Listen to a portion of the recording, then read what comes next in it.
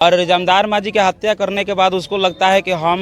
शांति से रहेंगे, तो ये भी वो उसका नासमझी है। क्योंकि जमदार मांझी की हत्या के बाद पूरे इलाके में एक क्रांतिकारी भावना बढ़ चुकी है। भगत सिंह ने कहा था कि एक क्रांतिकारी का हत्याएं होती है तो हजारों क्रांतिकारी पैदा हो जाते हैं। जमदार मांझी की हत्या के बाद हजारों क्रांतिकारी पैदा हुए हैं और वो हत्यारों को हम लोग भी नहीं बख्शेंगे।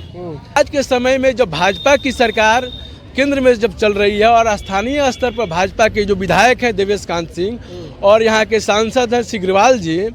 उनके संरक्षण में उनके जो युवा संगठन है, अन्य जो संगठन है जन संगठन, उसका वो मेंबर है, वो यहाँ का अध्यक्ष भी है और उसको उनके माध्यम से संरक्षण मिला हुआ है। वो अपने संरक्षण में कम से कम 20-25 लंपटों का जो गिरोह चला रहा है और उसका मुख्य मकसद है, उसका मुख्य जो जरिया है कमाने का, कि शराब में पूरे इलाके में शराब की तस्करी करता है,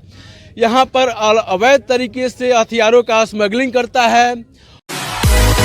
सिवान जिला के जो गोरियाकोठी थाना है कल्याणपुर में जमदार मांझी को यहाँ के सामंतियों ने उनको अपहरण करके, सोचिए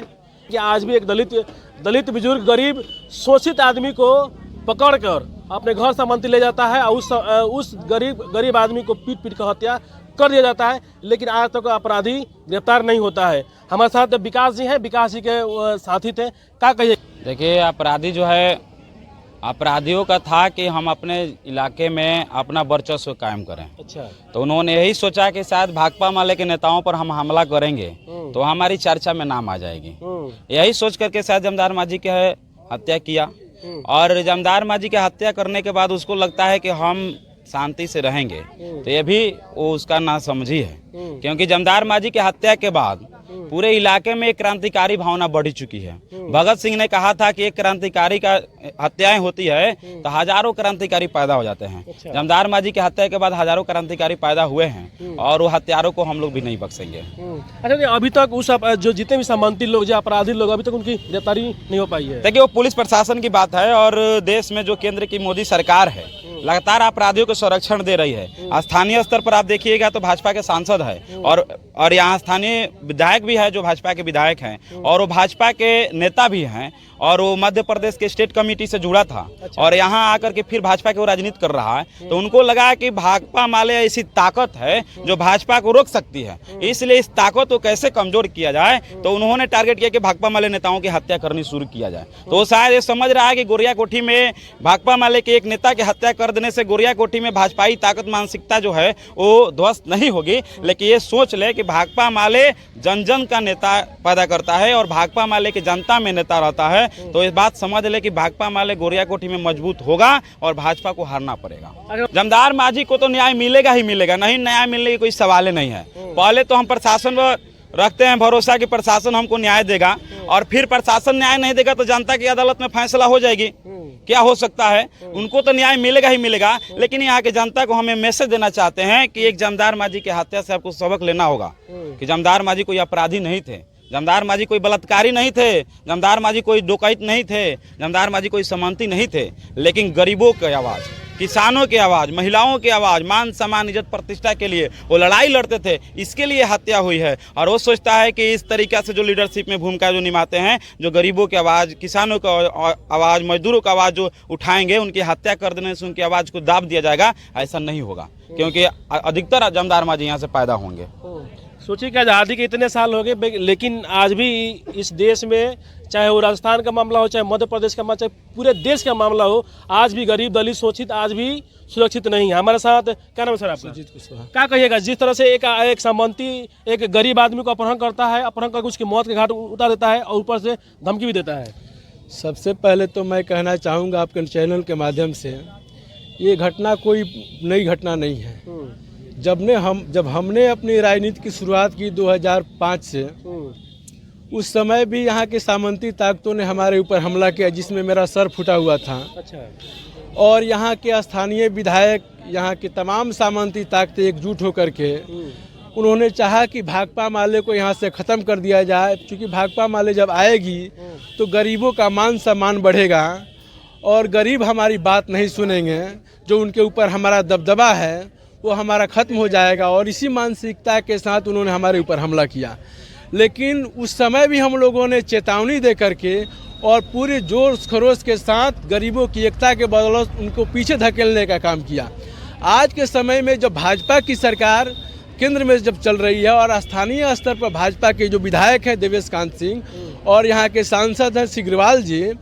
उनके संरक्षण में उनके जो युवा संगठन है, अन्य जो संगठन है, जन संगठन, उसका वो मेंबर है, वो यहाँ का अध्यक्ष भी है और उसको उनके माध्यम से संरक्षण मिला हुआ है। अच्छा। वो अपने संरक्षण में कम से कम 20-25 लंपटों का जो गिरोह चला रहा है और उसका मुख्य मकसद है, उसका मुख्य जो जरिया है कमाने का, कि शराब में पूरे इलाके में शराब की तस्करी करता है,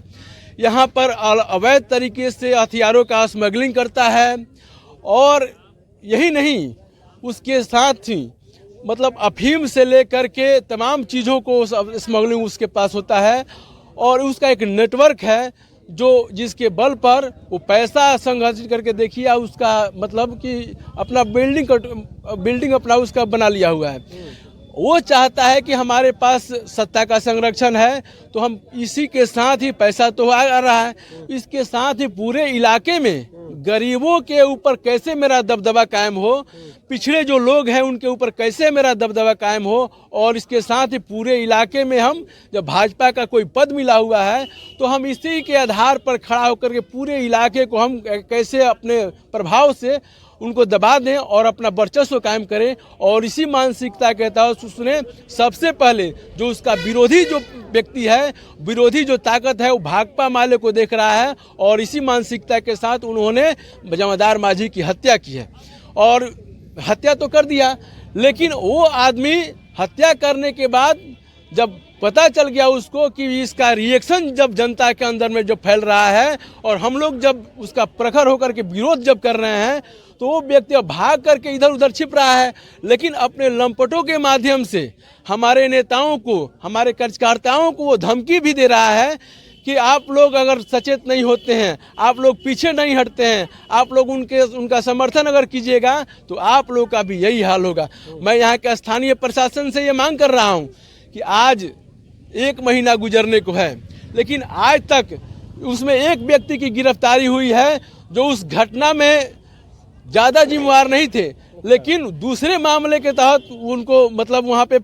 उनका भी नाम आया हुआ है और उसको साजिश के तहत यहाँ के जो सामंती ताकतें हैं उसको घटना को मोड़ना जो चाह रही है, लेकिन इसको पर्दाफाश हम कर रहे हैं कि जो ताकतें असली जो जिम्मेवार हैं उनको सरकार और प्रशासन बचाने का काम कर रही है, यहाँ का प्रशासन बचाने का काम कर रहा है और कहीं ना कहीं से प्रशासन के ऊपर दबाव जो है वो स्थानीय विधायक और सांसद के माध्यम से मिल रहा है। न्याय नहीं मिलता तो आप लोग क्या कीजिएगा? भाकपा माले का क्या? भाकपा माले तो हमेशा से लड़ती आई हुई है और न्याय की जो बात है वहाँ पर जमदार माझी ने अपना जो फर्द जो बयान दिया हुआ है, वो फर्द बयान हमारे वक्ताओं ने कहा कि फर्द बयान है उनके लिए काफ़ी है, उनको तो न्याय मिलेगा, जमदार माझी को तो न्याय मिलेगा ही, लेकिन इस तरह के भविष्य में कोई घटना न हो, कोई व्यक्ति गरीब दलित जो है वो पीड़ित न हो, उनका हत्या ना हो, उनकी बेटी बहन के साथ कोई अत्याचार न करे, किसी के गरीब के ऊपर हाथ न उठे, इसके लिए फिर एक नए सिरे से हम लोग यहाँ पे आंदोलन खड़ा करेंगे। और जमदार माझी हमारे लिए एक मिसाल पैदा करके गए हैं कि जमदार माझी आपने हमेशा के लिए, हमेशा जब से आपने राजनीति शुरू किया है तब से आप आज तक आपने गरीबों की आवाज़ को उठाया है। जब कभी गरीब के ऊपर कोई जुर्म अत्याचार होता था आप सबसे पहले आगे खड़े होते थे, उनकी आवाज़ बनते थे और वैसे लोगों के लिए आपने एक मिसाल पेश किया है, आपने एक मतलब रास्ता दिखाया है और उस रास्ते पर चलने के लिए आज कम से कम सैकड़ों की संख्या में इस इलाके में नौजवानों ने, महिलाओं ने, बुद्धिजीवियों ने अपना जो समर्थन दिया है और कहा है कि जमदार माझी आप हमारे बीच नहीं हैं, लेकिन हम आपके जो अधूरे सपने हैं उसको हम पूरा करके ही दम लेंगे और ऐसी सामंती ताकतों को हम मुँह तोड़ जवाब दे करके उनको मटियामेट करने का काम करेंगे। और ये जमदार माझी अधूरा सपना छोड़ करके गए हैं, उसको हम पूरा करने के लिए हम आगे बढ़ेंगे। धन्यवाद।